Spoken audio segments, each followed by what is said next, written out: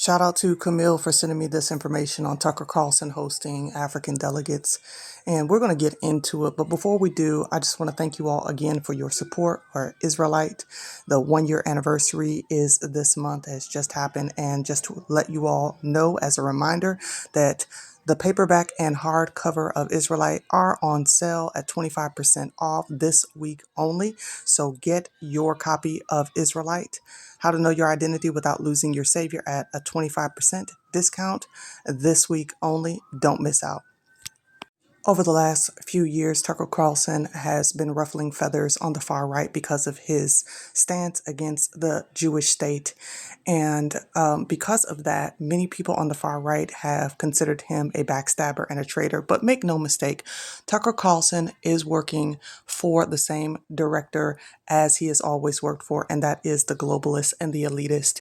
Much like Candace Owens, he is also controlled opposition. So he is speaking to the president of Zimbabwe here, particularly about the land, about the resources. And President Mnangagwa has to check Tucker Carlson on his white privilege and superiority thinking about his land.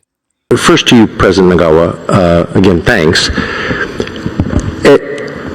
In as clear terms as you can, I wonder if you would contrast your experience with China versus the Western powers. Do you think that Zimbabwe and other African countries, to be totally blunt, get a better deal from Chinese investment than they have with Western powers over the past 150 years? I think the premises upon which you construct your question, I don't think is perfect. Not surprised. Yes, Zimbabwe is a sovereign state. Yes. You understand? And we move on the basis that give us the best results of our resources. Whether it is a relation with the West or the East, what is primarily important is what we ourselves as Zimbabweans are satisfied with. We don't need to please the West or please the East. We please ourselves. Good.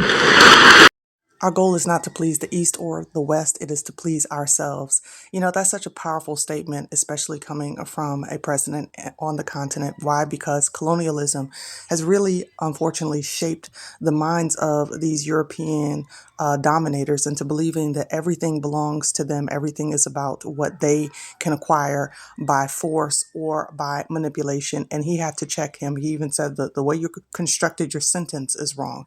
It is not perfect. But he goes on to tell him about his colonialist ways and his thought concerning actually the inhabitants of Zimbabwe. I wonder what lessons you've been in the government of Zimbabwe for decades in various roles, including through a very turbulent period where your predecessor famously kicked out the whites and then the economy tanked and now it's rising again. I wonder if you would summarize the lessons that your country has learned from that experience. You see, white supremacists always have the same mindset, as though they believe that they are a parent talking to the child. What lessons have you learned, Johnny?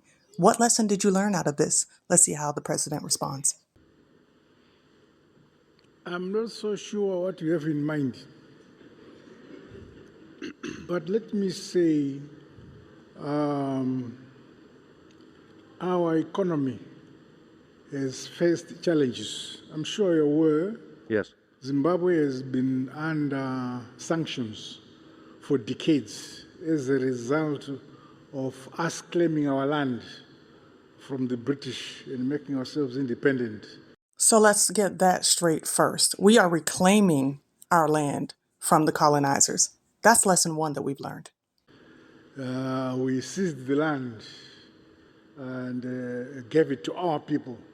So sanctions were imposed on us. Lesson two, when we decide to do what's best for our own, you think you're going to punish us. But in spite of all that constraint we have developed, and we are happy that we have developed on our own, and we feel very independent. Lesson three, we don't need you, homie. You can kick rocks with no socks. Well, some of the land was seized from people who were born there. So I wonder if there's a lesson about targeting people on the basis of their skin color.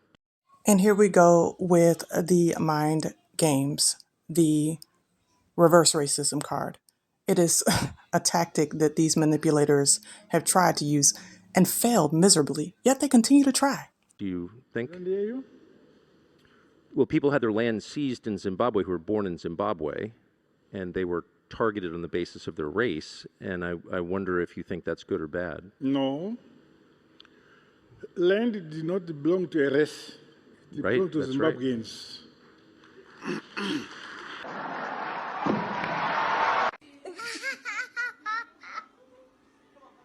So when the colonialists took land from us, time came when we asserted ourselves, take back our land. No, Tucker, your mind games don't work round these parts. We took back our land that was stolen from us by you colonizers. You're not Zimbabweans. Deal with it. And those who wanted to have land at the same basis as the African people of Zimbabwe remained. But those who felt they were superior left. Okay.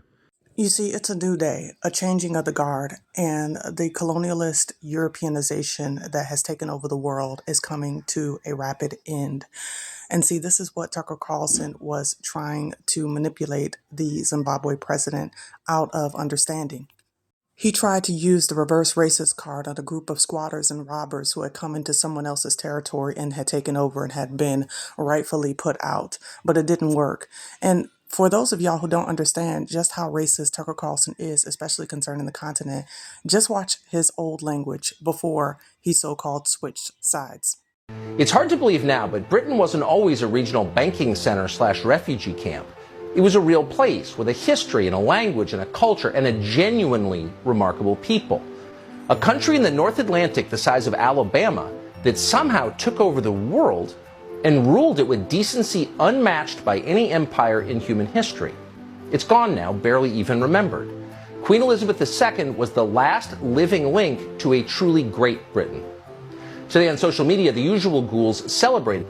The British Empire was evil, they wrote, apparently totally unaware of what came after it. And speaking of what did come after the British Empire, how, for example, did Africa fare after the British left? Let's see. Rhodesia became Zimbabwe. As of tonight, South Africa is still being run into the ground by an incompetent kleptocrat called Cyril Ramaphosa. So it's hard to see any of that as an improvement because it's not an improvement. Sorry, Atlantic Magazine. You see, this man needed to get checked by the Zimbabwe president. Why? Because his supremacy is deep within him. It's rooted in his DNA, and he needed to understand himself. And for those of y'all who really get mixed up in all of these identifiers and titles that really do not define us, but are used as a system of control in Willie Lynch, you all need to understand that you're being manipulated. Please do not get it twisted when it comes to Tucker Carlson, because he says things like this. Which is actually quite interesting because I got a call from the Foundational Black American Society here in Florida who reminded me that Byron's mother is Jamaican, he is Panamanian, and they found it quite insulting, in their words, that he would try to claim victimhood of slavery as not a single descendant of American slaves in his family. I like those foundational guys. They're so good. Tariq Nasheed and all. I mean, I don't agree with everything, but they've got a perspective. If your family's been here 400 years, and the descendants of a lot of American slaves or families have been here 400 years, I don't know. I think that gives. I'll listen to you. Stop. You need to recognize when you're being played directly in your face. Tucker Carlson is not for FBA. He is not for the so-called Black American. As you see, he is in delegation and discussion with Africa and their leaders over in Zimbabwe. What does that mean to you? It means that he could care less about what your so-called delineation means. This is nothing more than the Willie Lynch syndrome. And too many of y'all fall hook, line, and sinker for the continued Willie Lynch separation of our people. You know, it's so sad because all these Europeans, these colonizers, these white supremacists have to do is say something that you want to hear, and then you forget all the things that they have done to you. Grew up in a world where overt expressions of that were not acceptable. You weren't allowed to generalize on the basis of race because the assumption was each person is an individual.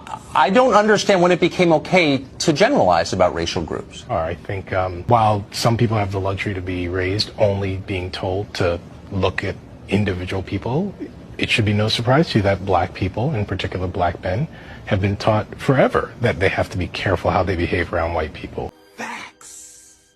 That the way they behave will be interpreted differently, that when they misbehave, it'll be punished differently, that if they laugh too loud, if they walk into a nice store. So with all due respect, Tucker, what was true for you has never been true for lots of people. And there's no amount of gaslighting in this world that's going to change that reality. I mean, there are a lot of ways to respond to that. One, on a factual basis. And in truth, in a lot of places in this country, the main threat that African Americans face is not from white people, as you perfectly well know. So I first want to respond to the first comment. I think is, while it's true that, of course, people of color face threats from other people of color, it's also true that white people face the overwhelming threat from white people. That is, right. People face threats from who they live beside. So That's I right. find exactly. it, but I think it's fair to point out that we oughtn't be too distasteful and say things like, well, the great threat. It does feed a certain uglier narrative that we don't want. But why does the truth ever feed a, quote, ugly narrative? It is deeply suspicious that people are so quick to say things like the main threat facing African Americans is other African Americans, but you never hear anybody say the main threat facing white people is white people. So you say, for example, I will have to discuss with my boys whether they can truly be friends with white people. History has provided little reason for people of color to trust white people. And the argument I make is, look, in a country where it turns out that when the most vulnerable people of color are under threat, those who they count on are nowhere to be seen. If we have a president who marshals forces of hatred and anger and divisiveness and, frankly, just danger, if the people who call themselves your friends are not going to push back against that, then maybe you can tell me why it is I should trust those people. Whoa, calm down, Jamal. Don't pull out the 9. When those who count themselves as your friend see that others put you in danger, right. it is their opportunity to prove they're your friend. It's fine to be friendly with them, but these are not your friends. We live in a country where we oughtn't pretend that these divides have not consistently been on racial grounds. And we see that over and over and over. That's true. I agree. When black people are in danger from, say, addiction, we get policing. When white people are in danger from addiction, they get rehabilitation. When black people don't have jobs, we get stories about why we're making the wrong choices. When white people don't have jobs, we get a presidential campaign about the forgotten class. You see, this is why we cannot afford to be ignorant of the devil's devices. For all the people who want to focus in on what seemingly looks like allegiance with FBA, y'all have got to understand that Tucker Carlson is and has always been an elitist. And the elitists believe in colonialism. They believe in having and lording over you and your black body. And they believe thoroughly in the Willie Lynch syndrome. And I found that these young people stated it best. Tucker Carlson is not for us. He's never been for us. And don't get it twisted. He never will be for us. But why should it matter to us? Because the only people that are supposed to be for us is the Most High and us.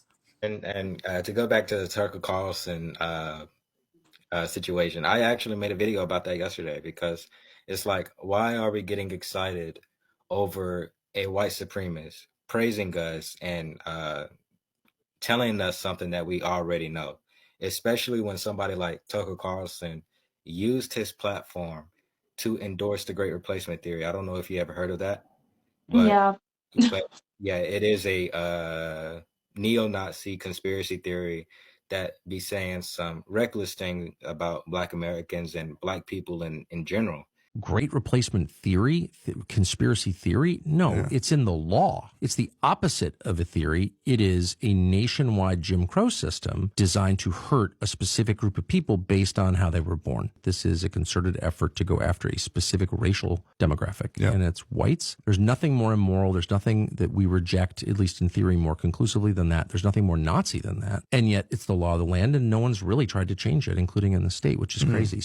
And that theory has also influenced white men to carry out mass shootings. And there's one that really radicalized me, and it's the one in Buffalo, New York, where he went into a supermarket to 10 elderly Black people. So it's like, why are we getting excited over a white man like that who endorses things like that, that that's using his platform to praise Black Americans, which he's not doing. Because I mean, I've seen him laughing. It's like he's not serious. That's for sure. 100%. They're definitely heritage Americans, if anyone is. And so it's good to actually see them call them out for that. That's actually cultural appropriation. Appropriating the struggle of slavery. I totally. He's laughing at the term of like FBA. Yeah. The way they're kind of unified now is through xenophobia and division and hate. That's literally the only reason why they would seem to go together the way they think they are, but really they're just laughing at them. And I honestly highly dislike it when people call me like FBA.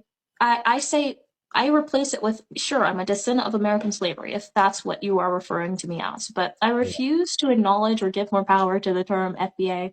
It's not going to grow. And unfortunately, we have a loud minority issue within the Black community, where that loud minority that perpetuates the worst of us tends to become the voice and representation for us, unfortunately. Right. And FBA ideology, it treats borders like they matter more than blood. Like we're really all the same. Like Africa wasn't divided by Africans until Europeans came over to Africa to exploit Africa. So the same thing happened to us here in America. Like when they separated us from Africa, stripped us from our dignity. So this is all just a setup that I feel like that is played by the system as well, like the CIA. I feel like it's something in there that makes it right. And this is ultimately why we need to open up our eyes, because the reality is that Ezekiel 37 makes it clear that the Most High is going to breathe back life into both Judah and Jerusalem as one people. One people does not only exist in America, it exists in the Caribbean, it exists in Canada, in the UK, on the continent. And granted, we are all aware that in Africa, not all of us are the same. There are Hamitic tribes, there are Shemitic tribes, but the idea of separation of the FBA as though it's the only group of people who has dealt with subjugation, that has dealt with slavery, that is a misnomer. Now, granted, I do understand the call for reparations, and that should be on a nation-state basis. However, it is the hatred and it is the agreeance with white supremacists and their tactics that we have to be mindful of, because that is playing directly into the hands of the Willie Lynch syndrome. And while Tucker Carlson and these colonialists are out there trying to make moves on the continent, they want to keep you boxed into the United States as though that is the only place that you came from, when the reality is that we were everywhere, all over the world, before they, meaning the recessive ones, meaning the true minority, ever came on the scene. And that is something that we need to be fully aware of. But these are my thoughts concerning Tucker Carlson and the Zimbabwe president and how he had to check him, as well as concerning the FBA and his supposed support of that particular community. It is all a farce. It is a phony, and he needs to be called out for who he is. Nothing more than a puppet on the strings of controlled opposition. And the reality is that his kingdom built on a house of cards is falling down rapidly. Well, these are my thoughts. Let me know what yours are in the comment section. Like, share, subscribe if you have not already done so. Don't forget to hit that notification bell on your right so you can get all of my latest updates as they come out. Family, we have to see between the lines that are being said. We have to read between the lines that are being put in front of our faces and understand the nuance of what is happening so that we are not caught up in the mind control and in the mind games. Anyway, let me know what your thoughts are in the comment section. As always, be resilient, and until next time, Yah bless. Land did not belong to a race. It belonged to Zimbabweans.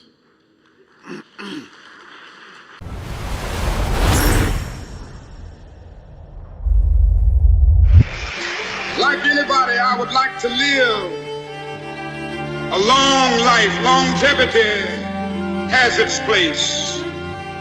But I'm not concerned about that now. I just want to do God's will. And He's allowed me to go up to the mountain. And I've looked over and I've seen the promised land. Identity. We are bombarded by images of who we think we are every day of our lives. But some people don't think. They know. How about you? I didn't know my true identity, culture, heritage, or roots. As a Christian, I was told the only thing that mattered was my identity was found in Christ. But what about the Asian, Arab, Coptic, or European believer? Do they know their identity?